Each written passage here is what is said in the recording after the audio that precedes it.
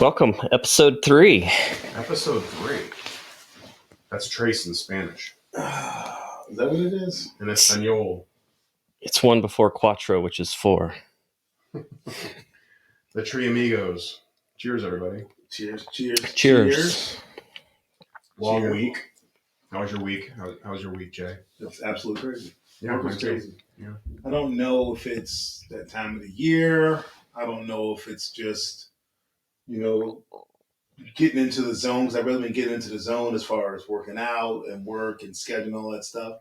So maybe I'm taking on more, but it's been crazy. What about you? Yeah, it was a busy week, and then just sick for 5 weeks. Not feeling 100% for 5 weeks, and I had the pneumonia. We started recording the first couple episodes, Mm-hmm. still fighting it, and I was still taking antibiotics, and I almost didn't even want to drink anything. We And both know that wasn't going to happen. I know. And then I felt great. I had 1 week of. I'm like, was there something like what did I eat something? I was been really locking down the diet, really trying to go monk mode on everything and just focus. And then my daughter got sick, and I could tell she had like a head cold. And then I got like 2 days later, and it's like it's still in my lungs. I'm still fighting it. Yep. My mom had COVID a couple of weeks ago, locked herself in a room for 3, 4, 5 days. I wouldn't be surprised if this wasn't. I Yeah. didn't take a test or anything. Not that I even care anymore. Yeah. It doesn't scare me. What about you? I've just been so busy with work that 3 days ago was the first tequila I've had in 3 weeks. Wow. Yeah. Well, I've actually been so locked in. I haven't had one, I don't think, since we went to the Golden Knights. When was that? Was that just last weekend? Was that last The week? Golden No, that was a couple weeks. A couple weekends A couple ago. weeks ago. Yep. We did get shout out to Park MGM. What was the That's bar? Right. They had Fortaleza there. The Juniper. The Juniper. That's what Shout it out to was. the Juniper. I think her name was Kelsey. Very lovely young lady who Yeah. waited on us. Very Mhm. nice. Had a great conversation. And they had the goat of tequila. If you can find it, get my it. favorite. Fortaleza. I know. Absolutely my favorite. I'm mad at them because they've become the Stanley tumbler mug of tequila. Yeah. Everybody buys it up and stocks in their bar, and like we do. I was about I to mean- say. Yeah, you We're can guilty. say I mean, that. yeah. But in 2 months, when you go back, I'll be expecting another bottle. So whatever. I mean- I'll stock mine. I only have like 7 bottles on I think I got the I counter. think I got 7 at home. At too. what point, and I wanted to ask you this before, at what point, Matt, do you have enough? I don't think you... Not Fortaleza, but different types of high-end tequilas as a whole. I don't know that you could ever have enough because there's always something that you haven't tried. Okay, that's fair. And as long as you keep an open mind when you're trying tequila, and especially additive free tequila, like you're going to see something that you see out, and you cross reference it and everything, and you're going to be like, you know what, I want to try that. Mm-hmm. And you go out and buy it, try it, you like it, then you keep drinking it. But if you don't like it, then you just save the bottle, and when your friends come over, you pour that into their cocktail, and It's the mixer. yeah, it's the mixer. It becomes the mixer. So basically, you give me all the stuff that you tried and didn't like. No, that's not true. No, absolutely. I give you everything that I like. First of all, everything he's got out there is decent shit. It's good stuff.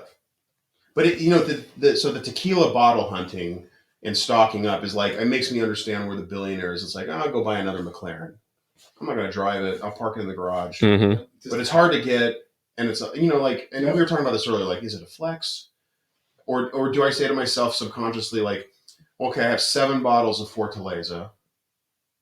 I'm afraid to drink any of them. I feel like I have to go back to Mexico, which we're going here in a couple of weeks, and then I'll stock up, and then I'll be willing to drink something from in my. I don't want to open mine until the absolute end. I'm probably going to wait until you guys go and you have safely returned with another bottle for me before I open my bottle. Could you imagine tomorrow, like a meteor hits the earth, Exactly. and we're like, well, we should drink that Should drink Fortaleza. that Fortaleza. Mm-hmm. You think we had a rough week of work? I know I did. I told you earlier, I wanted to bring up from the standpoint, law enforcement working inside of courtrooms and inside of jails and all that stuff, the jumper that we had in the courtroom over the counter to the judge. Yeah. How does something like that happen? Complacency. Yeah, and I think it's a little bit of complacency, but I don't see it as, it's not a nefarious thing. It's just, this is a day that ends in Y. And if you have spent any amount of time, especially here in Vegas in that courtroom or in that courthouse, if you What's see the- the amount of people, Which courthouse is that? it's just the regional justice center Got it. downtown. Yep. So you have a mix of city and justice court. Yeah. And I think they have, and they have district court there too. But if you saw the amount of just human people that are in that system, and nothing ever happens. What was your response when you saw that video? I was the first thing I thought was, I really hope the judge is okay. Yeah, of course. And I felt really bad for her, but I thought, this is one of those things that happens in the world of policing, Mm-hmm. where, like, I always say, everyone loves sausage. Yeah. If you like a good, nice grilled bratwurst, nobody wants to see how that sausage gets made. And I'm like, some heads are going to roll for this one. Oh, Mm-hmm. Like, and we all know people that work down there. yes. And I put out a couple of texts. I'm like, "You good?" Yeah. And they all said the same thing. Well, what in my courtroom? What in my courtroom? Yeah. And as far as trying to protect someone, an individual in that situation, what are you looking for? I mean, is there something that you can see on this guy's face? On this, I mean, if you're in there, something you can see before to see something like that about to happen. I was floored. Well, And I hadn't seen a video that good since the boat dock video, where the guy threw the hat up in the air earlier this summer and people were jumping in the water stuff. It was the best video since then. I loved it. But I mean, what are you looking for in that situation? So I saw two different videos. One shows from the rear of the suspect to the front of the judge, and then the other one shows from the bench to the suspect. And if you watch the one where it shows the suspect, he starts to notice the bailiff or the deputy moving closer to him. Okay. Now there's a little obstacle between the deputy or the bailiff and the suspect, and he kind of has to maneuver his way to get closer. The suspect sees it, and at that point he looks over his shoulder, and then that's when he makes the ultimate judgment to jump the bench. Now, in instances like that, like from an executive protection standpoint, you're looking at body language. You're looking at any furtive movements like cops do, There are a lot of people in that courtroom, as you say. Mm-hmm. This is the one they're talking to, but anyone could have been the one to make that run, to make that run. Yeah. I mean, in my opinion, I don't think that... I feel that the deputy was complacent as he was moving towards the suspect. Having probably never experienced or been around or seen anything like that before, I can get it. But I mean, the flip side of that coin is maybe the deputy or the bailiff cued in on something, and his just reaction gap wasn't as tight as it should have been. That's fair. Which I mean, can lead to complacency because, he's thinking, nothing's going to happen. But in the event that something does happen, let me move closer. Right. And the reaction gap is Or his mind's not firing the way it should be because he's feeling like this is going to be like a normal everyday type situation. But let me, try and close that gap. yeah, and I didn't see that video that you mentioned. I just saw the judge Yep. The look on her talking, face and she's was like, "Is this that happening?" 2-second deer in the headlights I can't believe this is happening. Yeah. And so it's that reactionary gap, and I think we're for men and women who carry guns and protect people for a living, former law enforcement, executive protection, current law enforcement officers and soldiers of that nature. That's where that training comes in. Yeah. But I felt really bad, and you know, I even tweeted about it, and nothing to disparage the judge, but crime is impacting citizens every day in our valley. Yeah. And unfortunately, you know, after 2020, we kind of had this, you know, throw something against the wall, let's see what sticks. And it was all about depopulation of our county jail. And there's a time and a place to put people in jail and to let people stay home. There's a conversation that needs to be had. But the mass, just like, I guess what I'm saying is like, the crime has now touched the judiciary. Yeah. You know? And I don't want to see that happen, but yeah, that's absolutely right. And it's kind of two things that I saw. One of them, it reminded me of the first day of the academy, where they're talking about response time. They're talking about, you know, I've got this knife and you've got that gun, and if I take off, you know, I can cover this many feet in this time before you can get it pulled and up. Because you could see the look on her face was like, is this about to happen? Yeah. You know, and it happened that quick. And then the second thing I saw, which is kind of like what you were talking about here, which was it's gotten to the point where that type of stuff, it's almost like it doesn't seem like when I saw it, I was blown away. But I feel like I should have been more blown away. Like to witness us get to a point where those type of things are happening to public servants. That's what we're talking about. Right. We see violence on teachers. We see violence on cops. We see violence on politicians. Yes. We see violence on public servants. People are not happy with the service that they're getting from the public servants. And that type of violence, that's what blew me away the most. Or the institution. Or it's the institution Yes. must be torn down and built from scratch. And I never subscribed to that. Yeah, so that was what I saw. I also saw, you know, I'm always empathetic because I worked in prison reform and reentry in law enforcement and in retirement. I worked for a prison reentry program. I do empathize for people in the criminal justice area. That young man is mentally ill. He was born, I think his mother admitted to the news that, or his sister said he was born fetal alcohol syndrome or addicted to cocaine. Yeah. And so, you know, horrific choices that reap consequences and generational issues. Yeah. And I feel bad in the sense that, I mean, he still has to be held accountable, but yes, there is a mental health issue in criminal justice that nobody wants to talk about.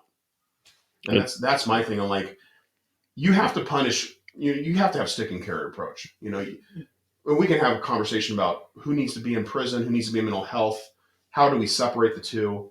But I do feel that's a conversation that needs to be had. And I'm you know, you're never going to lock them up and throw away the key to solve all the problems of the society. Yeah. You know, and there is something that needs to be said about, you know, mental health issues. Clearly, that young man is mentally ill, but he's also a violent human being that probably needs to be removed from society for some kind of time, and he's going to be. Yeah, and there's a gap between someone that's mentally ill and someone that's mentally unwell. You know, so and you can still be a criminal and be mentally ill, and you can't pull that card every single time to say, well, I'm crazy, therefore I'm not to be held accountable for my actions. I know a lot of mentally ill people. I've worked around a lot of mentally ill people. I know cops that are mentally ill, but it hurt other people. They keep their stuff in check. The relationship between mental illness and violence is not strong. People tend to think. Yes, I agree. People tend to think that it is, but it's really not strong. It's really been disproven over the years. Yeah, the vast majority of mentally ill people are not violent people. So it's not very strong, and we, as a society, look to label that or put things in our buckets. This is how it happened. This is why it happened. So it makes it easier for us to understand. But that's a bucket that we need to put. We need to put less emphasis. But at what point are you going to stop people from saying, "Hey, I'm mentally ill," and going out and committing these crimes? I don't think being mentally ill is something you just get to say you are. I mean, I think it's something that, in order to have it, it has to be as identified by a doctor. So you don't just get to say that you're. It's also on a spectrum. I mean, I've had mental illness in my life. It doesn't mean I'm mentally ill. Well, yeah, I think there's, and that's where I talk about some difference between ill and unwell. I mean, the illness is Yeah. something that you don't get to choose. Your doctor diagnoses and goes from there. So you may have some episodes or periods of being unwell, but that's not the same as being mentally ill. Like schizophrenic or Yeah. It's not something that you jump in and out of. You can deal with. I thought the internet for the win on the memes and the videos, Forget about it. like as unfortunate it was, and I'm glad the judge. I know I think one of the marshals was seriously injured. He had a really bad injury, so really sorry for that happening. But the internet, it remains undefeated with the memes and the videos. The internet went full internet. right? I tell you, since this summer with the boat dock incident down south, it was the internet went full internet at that point. That was really good, and it was a really interesting situation to me because of the public servant, angle. Yeah, and I hope some of the judges, and I don't want to say liberal judges or conservative. I just know judges that feel that they can, like holding someone in jail. We don't want to do that, or I just hope some of the judges see that and see one of their people, their peers, because they're in an institution.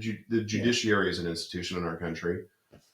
Like, hey, man. Well, I'm not sure that this is where crime can touch you too. I'm not sure that one incident needs to be change.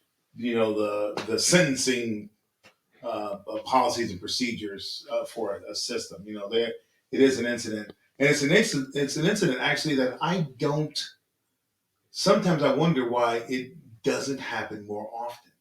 Like I've seen people sit in courtrooms and break down. I've seen people sit in courtrooms and lose it, but never take it that far. And I'm surprised that more people are restrained enough that doesn't happen more often. Do you think that this incident and the way that it's been publicized on the internet and the way that they've created memes, do you think it'll start a trend between criminals doing it? No. Sort of like the way that criminals don't do that. Yeah.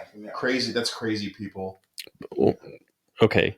But even such, especially when you look at the time he was looking at, I think you would see, as opposed to the time he got after that. I don't think that would start that type of trend. I think you'd see more. I've seen more like the if there's a threat or an attack to happen, it's in the immediacy of the deputy, the bailiff, the defense attorney, the prosecutor, because they're in proximity. Generally, the judges are, they've typically always been in an elevated level, to stand over you. mm-hmm. So, yeah, that's the way it goes. That's good stuff. Should we highlight what we're drinking? We should. I think we should. This episode is brought to you by me, because I bought this bottle. Exactly. Now we are drinking. This is Tapatio, not to be mistaken with the hot sauce, but Tapatio tequila. It's a reposado. One of my, it's one of my favorites. It is a very highly underrated tequila and a very inexpensive tequila. Yes, I agree. This is I paid $45, I think, for the reposado. I think the Blanco is $40. You can get it less than $40. I've seen it as low as $32.99 in places. Yeah, and it is just so. Again, you don't have to spend a ton of money to enjoy a really quality, well-made tequila. This is coming out of the La Alteña distillery. 1139. 1139 is their NOM. So the NOM is the distillery number, the registration number for the distillery in Mexico. But and this is one of those tequilas I used to have to drive to California to get it. Really? Yeah, and then they started carrying it here in Southern Nevada and Las Vegas. Do you see that they have a bigger? Do you see our choices here? Are they starting to bring more and more and more in? Because I remember you used to go to California all the time. Yeah. You're not having to do that as much here? No, Or is it because you found smaller places here that have been there a while that carried that stuff that you're just now getting personal with and able to. I think it's a mixture of both. Yeah, I'd say a little bit of both because I got my spot. I love Liquor Lineup here in Las Vegas, over off of Ann and Decatur. Shout out to Liquor Lineup. And I usually am buying Tapatio from them. I think I picked this up at a Total Wine over by my house just because it was in proximity and closer. But I think it's a little bit of both. I think as the additive-free tequila is becoming more and more popular with people are doing research and they're understanding what's good and what's not. I think that's going to drive the demand for some of the mom and pop distilleries that are doing it right.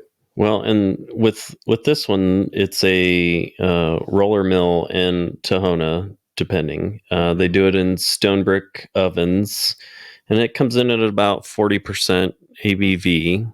On the nose, I get the cooked agave, I get the black pepper smell, a little bit of citrus. I get an oak.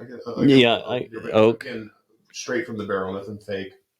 So somebody like me drink like that with those hints and tastes and swirls, and I'm going to mix it. What is that making a good drink? Well, actually, what you're drinking is ranch water, and I use the Tapatio Reposado with the Topo Chico mineral water and some lime. Got it. And I think this would make a phenomenal Paloma. Mm-hmm. The most popular drink in Mexico is not the margarita, but the Paloma. And there's two it's variants. The most popular drink in my house, too. Yes, and there's two variants. It's either grapefruit juice and tequila with lime, or it's squirt, which is, I guess, a grapefruit soda. Safe to say. I didn't know. Mm-hmm. Yeah. So when you go to Mexico and you order, like when we were in tequila and we were like, a Paloma, I'll have a Paloma. They just pour squirt. I'm like, I wanted actual fresh squeezed grapefruit, like brunch at Red Rock or something. But looking at that and your expectation, and probably a good portion of people's expectation going to a bar there, you would expect that. Because one, look at where we come from in Las Vegas. You're expecting, the craft cocktail type mixologist or, bartender. And you go there and they're like, nope, this is how we do it, Yeah. It's just the original old school way. Mm-hmm. And it's always done so simple that, that simple drink, it's just right. It's just done right. It's simple. And this ranch water is good. So where would you say across America your favorite places that you've had good tequila? Or have you not seen enough good tequila that now that you've been introduced to better tequila? So I would say not necessarily the good tequila, but a good drink with tequila. I told you my favorite one here in the city. Which was Tao, correct? Of course. The Paloma there. They make a good ranch water at the W Scottsdale when I go there to visit the little one. Make a good one there. They made a great one last year, New Year's Eve. I did Times Square. I stayed at the W there, and they made me a good one also. Big chain places, that was in Arizona. No, Times Square. Oh, I'm sorry, Times Square. In New York. They made a good one there. Big chain, like I said, big chain place. That's how I travel, right? I stay in. I usually travel for sports. I usually, those type of bars. Like, a couple of weeks ago, we go to a Knights game and we were at the lounge. The Hyde. Yep, the Hyde there, and places like that. Just trying to find a good one. It's hard. Yeah, it's hard to find the quality tequilas, and that's one of the things I've noticed here in Vegas is, like last night I went to Wahlburger in Mandalay Bay with the wife for dinner, and just walking through Mandalay Bay, she's like, well, like here, look in the store and see what their tequila section is. I'm like, it sucks. I'm like, okay, so I'm doing what my wife says. Hey, listen, let's look. Don Julio. All right, no, thank you. Uh, celebrity tequila, celebrity. No, no, thank you, no, thank you, no, thank you. Walk through the main bar there, and we've been there. We've drank there Of course. before the UNLV game over Yep. at Allegiant Stadium. Yep. Like, all right, maybe a Patron and soda water. That's about the best it's going to get. And then, up at Wahlburger, obviously it's Mark Wahlberg's place. He's got his tequila. Thanks, but no thanks. I pretty much don't do celebrity tequila, as we tend to tell people don't drink celebrity tequila, because there's like, out of all of them, there's like 2 or 3 on the markets that are actually that are decent. But again, when they spend $1 billion to have some fancy, star put their face on the bottle, they're cutting corners in the tequila. They're not cutting corners in the marketing. Absolutely. But that's the frustrating part. But then, we're at the Knights game. It's like, all right, whatever. I'll have a Patron and soda. It's not the end of the world. But then we're over at the Hyde. I'm sorry, at Park MGM at that spot. They got Fortaleza. I think they had Tequila Nice Ocho. spot. It was a really nice spot. Really nice spot. Yeah. And then just this past weekend, I went and visited the new place at Durango. And Miho. And I did my normal. I'm at the bar, take a picture of what's up there, send it to YouTube, and say what's in it. And I think they had on at the bar there. What was it that you? It was Tequila Ocho. Yeah. Tequila Ocho. Yeah. They made a good drink. Yes, but it wasn't even on the menu. It wasn't even there. You go. Yeah. It wasn't on the menu. And when they first gave me the menu, and I sent you a picture of the menu, you're like, nope. So if you're new to tequila and you're really, if you're interested in getting into this genre of alcohol, and you understand that there's a lot of stuff out there that's got garbage additives in it, this is where you got to know a little bit about your tequilas, because you'll go and you'll look at the menu, but you got to recon the bar. You're in the military, you got to know, and we got to go recon. I mean, there's plenty of times where I'm just walking through places and I'm just going, hey, what do they got? And as soon as I'm like, no, I don't want to go there, because they just have crap tequila. And I will say this: I've talked to bartenders. I'll be looking, and she's like, anything in particular you're looking for? I'm like, I'm just looking for a specific tequila. They will hide good stuff. I have seen that. I have seen, like, why? Because they sometimes, like, it's like if they have Fortaleza, I know they'll put it. Sometimes it's like putting Pappy Van Winkle away. Mm-hmm. They're gonna hide it. It's it's almost like it's a little secret. They're expecting other, like, it's very popular within the bar industry, Right? So like craft, like, you talk to a lot of real bartenders, yeah, and you ask them, like, hey, you got any Fortaleza? Like, oh, you know about Fortaleza? Yeah. Like, are you in the bar industry? No, but I'm in the tequila. Yeah.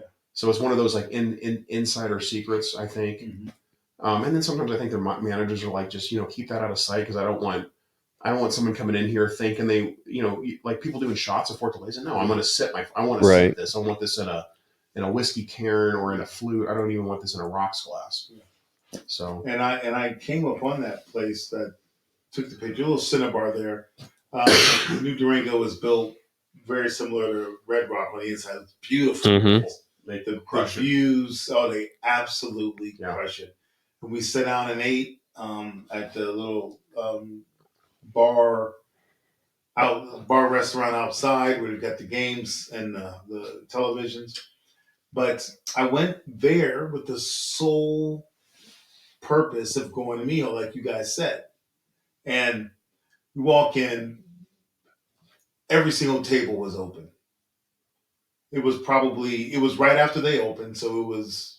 Oh wow! I think they opened at 4, so I get there maybe 5, meeting a guy I worked with in LA, him and his wife. And I get there maybe 5, and not every table, but let's say the place is 30% full, and the 3 of us are like, okay, well, let's get a table.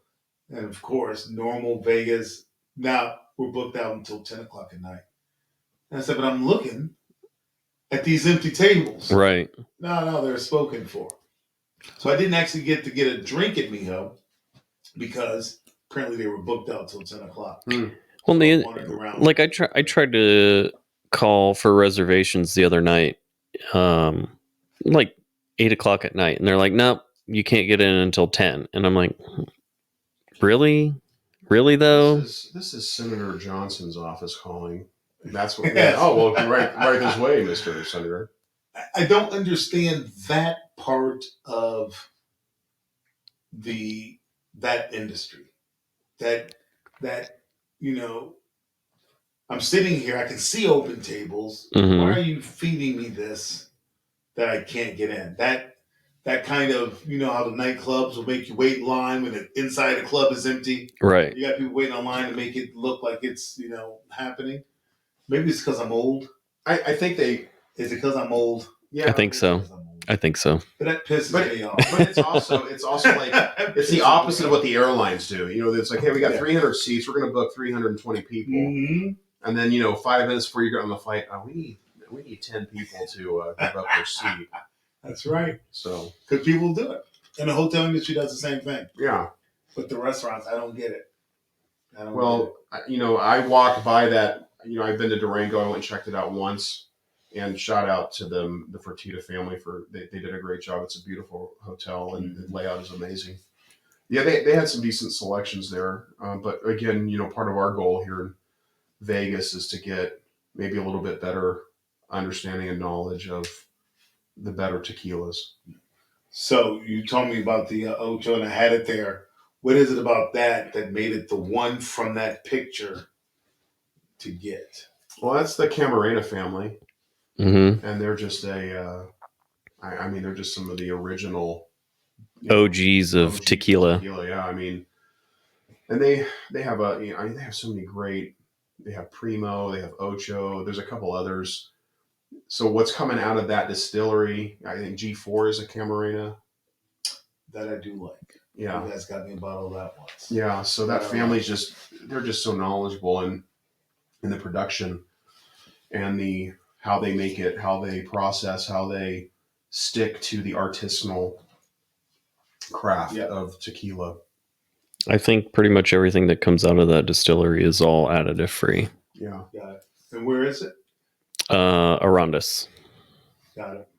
We'll be there soon. You guys going down to that distillery? We are. I'm listening. Yeah. We are. That's not the one we went to before. No. So in Arandis, it's going to be northeast of Guadalajara. Opposite side of opposite side. 2 hours northeast of Guadalajara. Which one did we go to before that was the small one next to the railroad tracks? Cascaween. Okay. Yeah, they had to, and then what they had a good one there that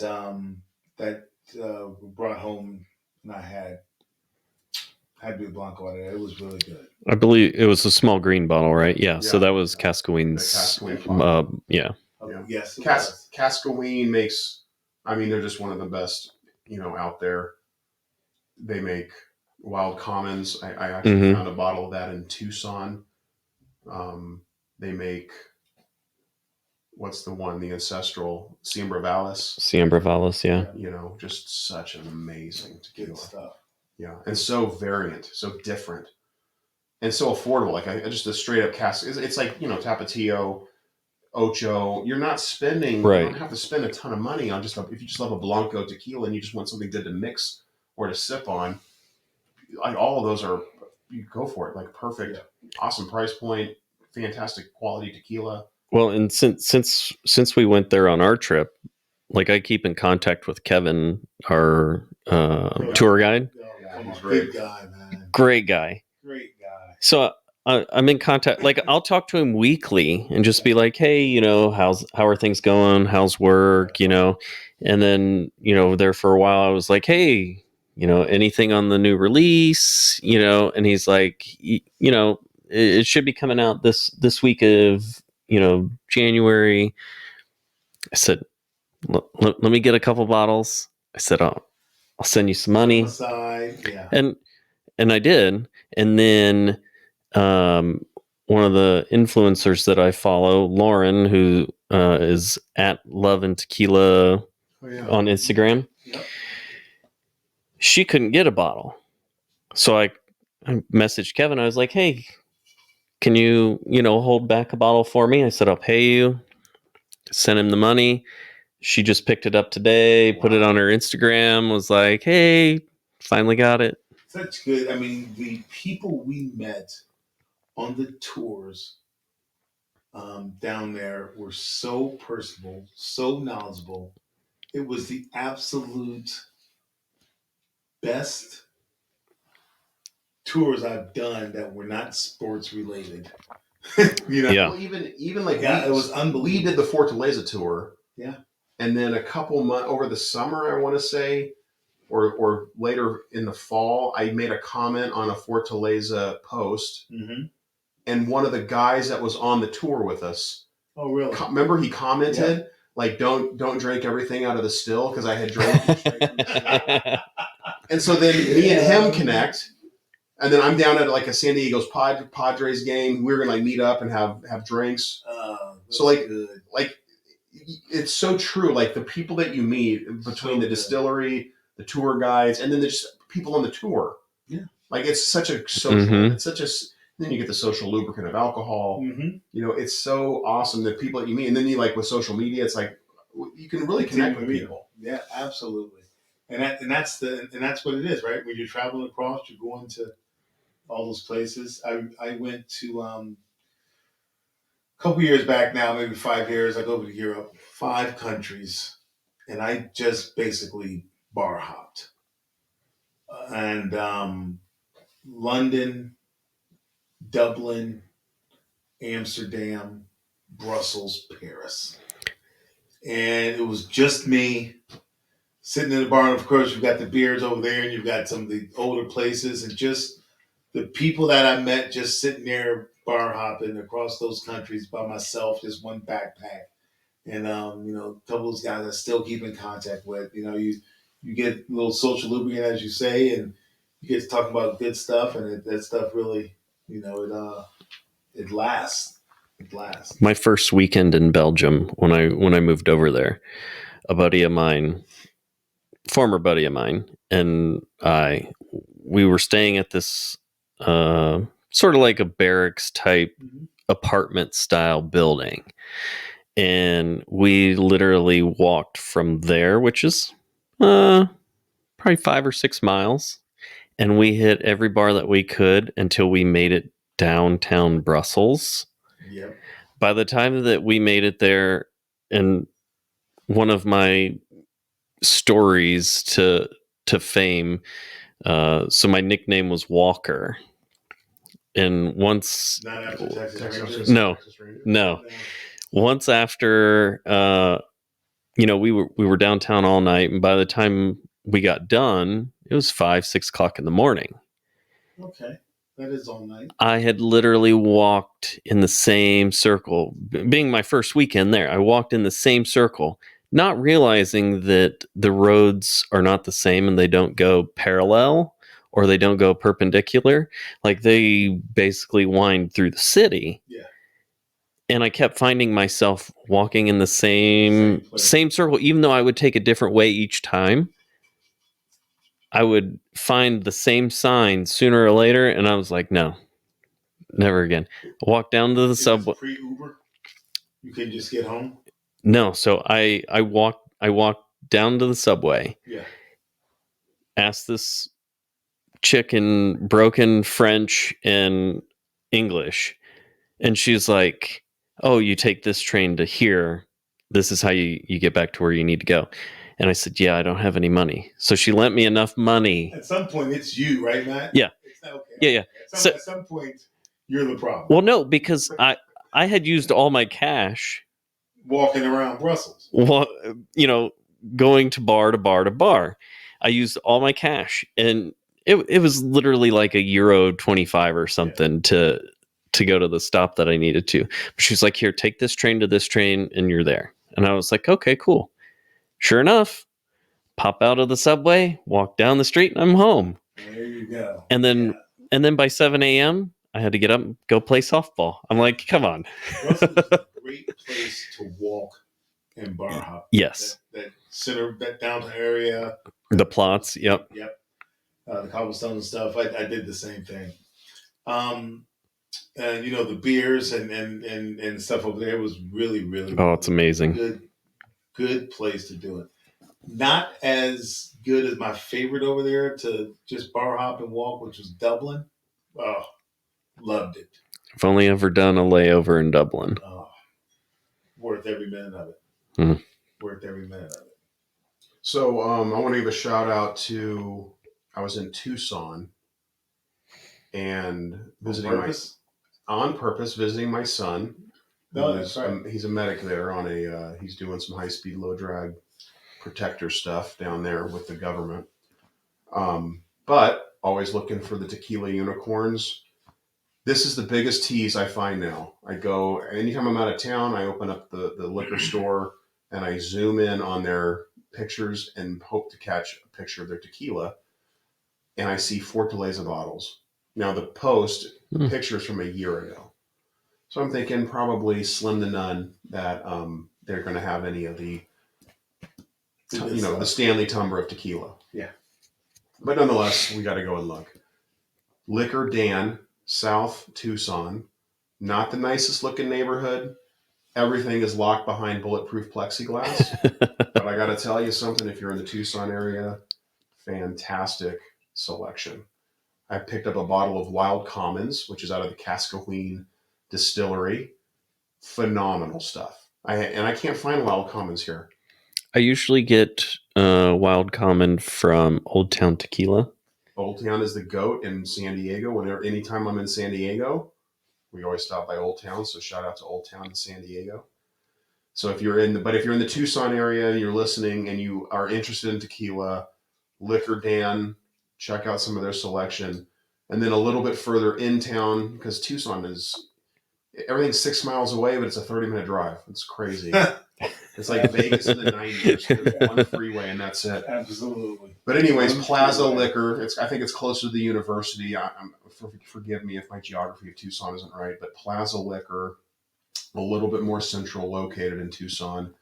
They also had a pretty decent additive-free, artisanal, good selection of tequila. When I think of Tucson, I think it makes me, or I feel like the entire city is a college campus.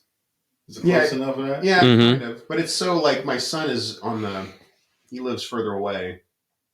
So it's like a 30-minute drive. It's like almost like driving to Boulder City to get to him. Roger. Or like you live way south Vegas, Matt lives way north. It's kind of like that. Yeah. But it's freeway traffic. This is like, in Tucson, I feel like you got to drive surface streets everywhere. Yeah. Well, so anyways, I just wanted to shout out to them because, that's a good tequila. I don't find that here in Vegas often. And, if you see Wild Commons, that's one to grab. Now, is that something that they would have in restaurants and bars when I go out? I've never seen that in a restaurant or bar. I've seen it once, and it's actually in Manhattan Beach. California. Yeah. There's a fish restaurant right up from the pier. Okay. Great restaurant. Every time I'm in Manhattan Beach, I always go there because they have the smoked artichoke. Well played. And phenomenal. Sounds like it could be the name of a bar in and of itself. The smoked artichoke. Right. But yeah, every time I'm there, I'll stop by, and the last time that I was there, I drove down from Santa Barbara down to Manhattan Beach. Just to go there? Because I was there for work, and I was like, you know what, I don't want to go home just yet, so let me just take a drive down the coast. I went down the coast and, took a few pictures along the way and had some tequila. All right. Good old California. All right. Should we call this one? That'll do it. Episode 3? Episode 3. Awesome. What's on 4? What's on deck, Matt? So the next episode is basically our world travels and the places that we've had tequila across the world. And mainly, I think it'll bring up a lot about our Mexico trip, and we'll see. All right, ladies and gentlemen, thank you so much. Tactical Tequila Podcast, number 3, and we out. Thanks.